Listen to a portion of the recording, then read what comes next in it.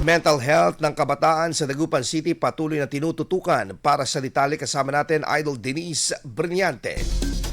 104.7 IFM Report.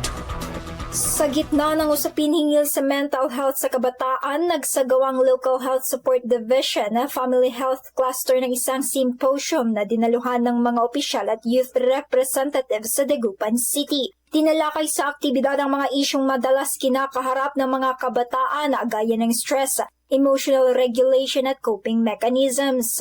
Bukod dito ay binahagi din ang kahalagahan ng help-seeking behavior sa oras ng pangangailangan para sa mga kabataang posibleng nakararanas ng emosyonal at mental challenges.